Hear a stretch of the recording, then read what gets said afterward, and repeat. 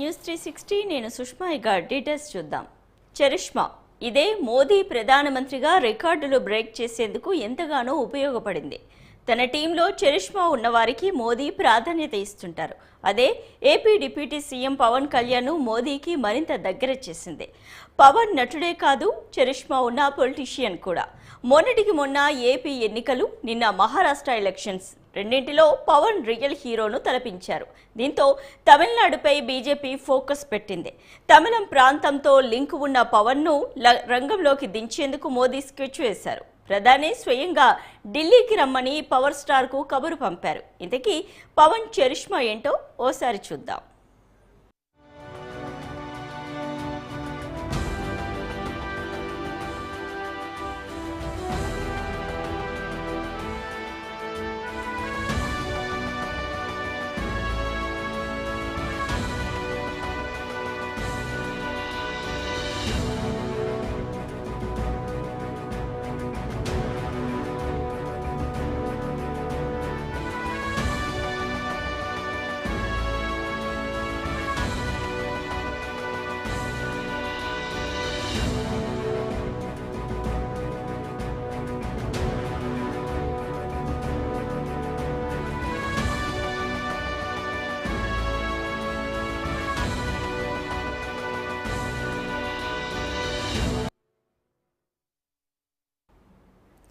కూటమి ప్రభుత్వం ఏర్పాటుతో ఏపీకి మంచి రోజులు వచ్చాయి. ఇటు చంద్రబాబు, అటు పవన్ కళ్యాణ్ ఇద్దరికీ కేంద్ర ప్రభుత్వం ప్రాధాన్యత ఇస్తూ వస్తోంది.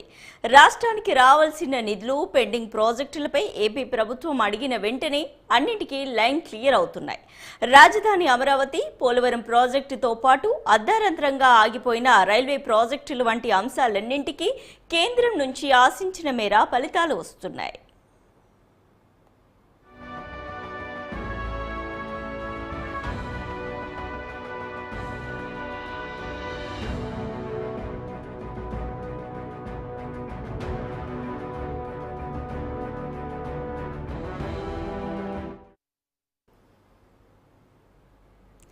వాస్తవానికి నిధుల సమీకరణకు ఆయా రాష్ట్రాలు కేంద్రంతో సంప్రదించాల్సి ఉంటుంది. ఈ నేపథ్యంలోనే ప్రధానమంత్రి దగ్గర నుంచి కేంద్ర మంత్రుల వరకు సమావేశమవుతుంటారు. ఆయా ప్రాజెక్టుల ప్రాముఖ్యతను గుర్తించిన వెంటనే నిధులు మంజూరు కావడం కామన్గా జరిగే అంశం. 2024 ఎన్నికల్లో ఏపీలో భారీ విజయాన్ని ప్రజలు కూటమికి అందించారు. మరోవైపు సెంట్రల్లో బీజేపీ ప్రభుత్వానికి, టీడీపీకి కీ రోల్ అయ్యేలా పరిస్థితులు మారాయి. జగన్ హయాంలో నిధులు మంజూరు విషయంలో ఓ పరిధి ఉండేది. నేరుగా జగన్ కేంద్రంతో మాట్లాడే వెసులుబాటు పెద్దగా ఉండేది కాదు. వైసీపీ ప్రభుత్వం ఆలోచన పూర్తిగా ప్రత్యర్థులను ఎలా అణగదొక్కాలన్న అంశంపై ప్రధానంగా కేంద్రీకరించడమే అందుకు కారణం. కానీ టీడీపీ అధినేత సీఎం చంద్రబాబు పరిస్థితి అలా కాదు. ఆయనకు విజనరీ లీడర్గా పేరుంది. సంక్షేమాన్ని అందిస్తూనే ఆదాయ వనరులు ఎలా పెంచాలన్న అంశంలో చంద్రబాబు నిష్ణానితుడు. అందుకు తగ్గట్టుగానే జనసేన అధినేత డిప్యూటీ సీఎం పవన్ కళ్యాణ్ కూడా ఆయనతో జతకట్టారు.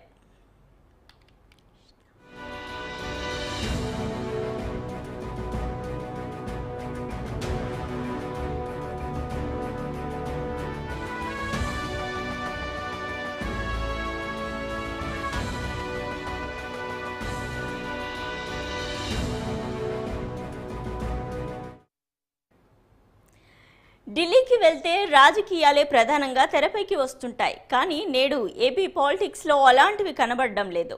సీఎం హోదాలో చంద్రబాబు నుంచి మంత్రుల వరకు ఎవరూ ఢిల్లీకి వెళ్ళినా వెంటనే పనులు పూర్తి చేసుకుని మరీ వస్తున్నారు. అందుకు కేంద్ర మంత్రులు రామ్మోహన్ నాయుడు, పెమ్మసాని చంద్రశేఖర్, శ్రీనివాస వర్మ దగ్గర నుండి మరీ ఏపీ సమస్యలను ఓ గాడిలోకి తీసుకొస్తున్నారు.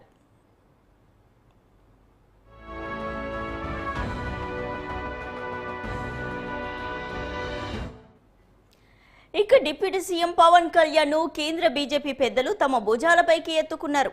ఆయనకు అధిక ప్రాధాన్యత ఇస్తున్నారు. దేశంలో ఎక్కడ ఎన్నికలు జరిగినా పవన్ సేవలు ఉపయోగించుకుంటూ భవిష్యత్తుకు పెద్దపీట వేస్తూ వస్తున్నారు. ప్రధానితో అపాయింట్మెంట్ కోసం కొన్ని సందర్భాలలో ముఖ్యమంత్రులకే సాధ్యపడదు. ఎన్నోసార్లు ప్రధాని కార్యాలయం నుంచి కబురు రాక సీఎం హోదాలో జగన్ వెనుదిరిగిన రోజులు కూడా ఉన్నాయి. కానీ డిప్యూటీ సీఎం పవన్ వస్తున్నాడని సమాచారం ఉంటే చాలు మోదీ సైతం వెంటనే సమావేశం అయ్యేలా ప్రధాని కార్యాలయం అందుకు తగ్గ ఏర్పాట్లు చేయడం పవన్ కు ఇస్తున్న ప్రాధాన్యత ఎంతటిదో చెప్పొచ్చు.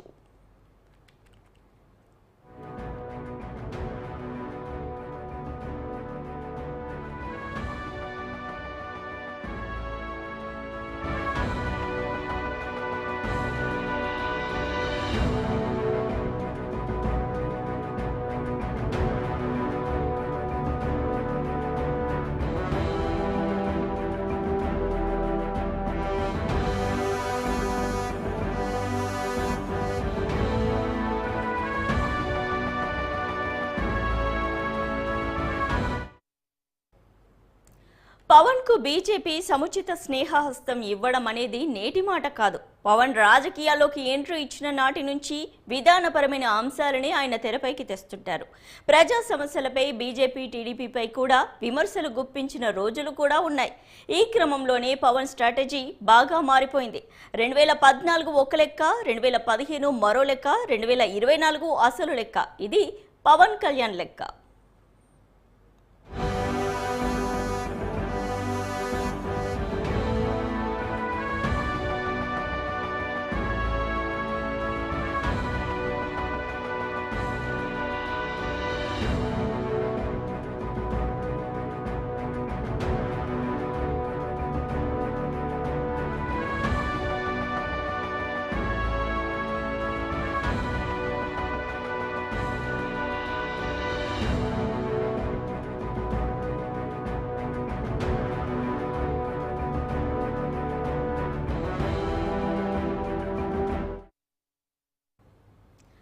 వైసీపీ వ్యతిరేక ఓటు చీల్చకూడదన్న ఆలోచనతో ఏకంగా ఎడమొఖం పెడమొఖంగా ఉన్న టీడీపీ బీజేపీలతో పాటు జనసేన సైతం కూటమిగా ఏర్పడడంలో పవన్ కీలక పాత్ర పోషించారు.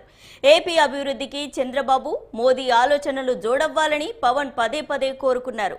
రాజకీయం అంటే అధికారం కాదు, పాలిటిక్స్ లో విజయం సాధిస్తే స్టేట్ డెవలప్మెంట్ తో పాటు యువతకు ఉద్యోగ అవకాశాలు వస్తాయని పవన్ ఆకాంక్షిస్తుంటారు. ఇదే పవనిజం అని కూడా చెబుతుంటారు.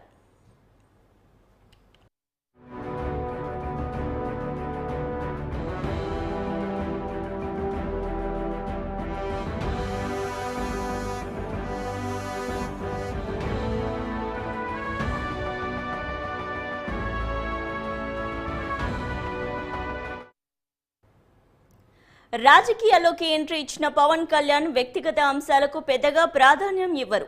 ఆరోగ్యకరమైన వాతావరణంలో కొట్లాట ఉండాలన్నది పవన్ నైజం. అయితే చంద్రబాబు పవన్ కళ్యాణ్ ను మానసికంగా కుంగదీసేందుకు వైసీపీ వేసిన ఎత్తులు సైతం నీరుగారిపోయాయి. నిగ్రహంతో జగన్ అండ్ కోతో మాట్లాడారు. 2024 అసెంబ్లీ ఎన్నికల ఘోర ఓటమిని వైసీపీ చవిచూసిందే. అయినా కూడా ఎక్కడా జగన్ ను వ్యక్తిగతంగా విమర్శించలేదు. ప్రజలు ఇచ్చిన అవకాశాన్ని వదులుకున్నారని, ఇకపై ఆ అవకాశం వైసీపీకి దక్కదని ఘంటాపదంగా చెప్పుకొచ్చారు. ఆ రూట్లోని తన పాలనకు సాగిస్తూ వస్తున్నారు.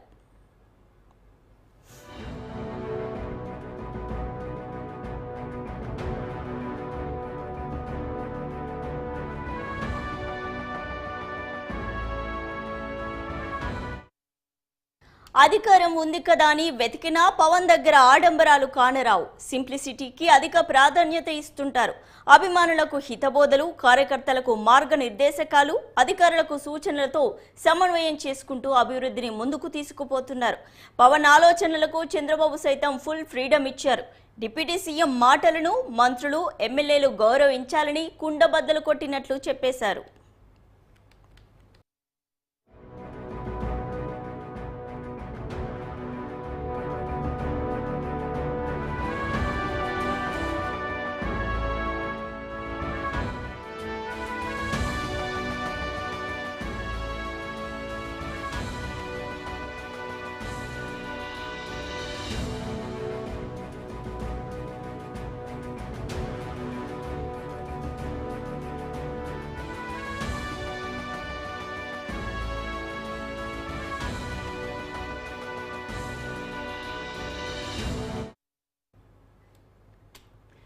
టూరిజం అభివృద్ధిపై కూడా పవన్ దృష్టి పెట్టారు. కర్ణాటక, కేరళ రాష్ట్రాల్లో విద్యార్థుల కోసం అడ్వెంచర్ థీమ్ పార్క్ ఏర్పాటు చేశారు. అలాంటి థీమ్ పార్కులు మన రాష్ట్రంలో కూడా ఏర్పాటు చేసేలా చర్యలు తీసుకోవాలన్నది పవన్ స్టాండ్. నంద్యాలలో ఏనుగుల క్యాంపులు, గండికోట, హార్సీ హిల్స్లో అద్భుతమైన కొండ ప్రాంతాలను పర్యాటక ప్రాంతాలుగా మార్చాలని చూస్తున్నారు పవన్ కళ్యాణ్.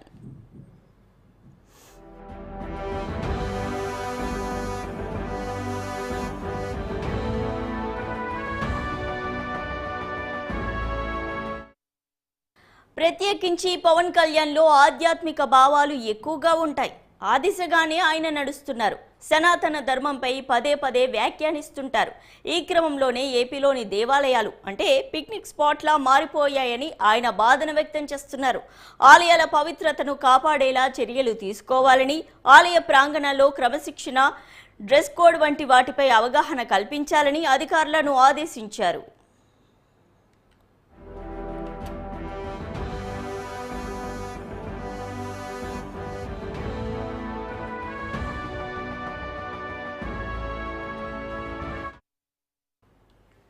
కొట్లాట సంస్కృతి పోవాలి, అరాచకాలు రూపుమాపాలి, ప్రజలు ఆనందంగా జీవించాలి. అందుకు తగ్గ ప్రణాళికలతో ప్రభుత్వం నడవాలి. ఇది పవన్ కోరుకుంటున్నది, ఆశిస్తున్నది.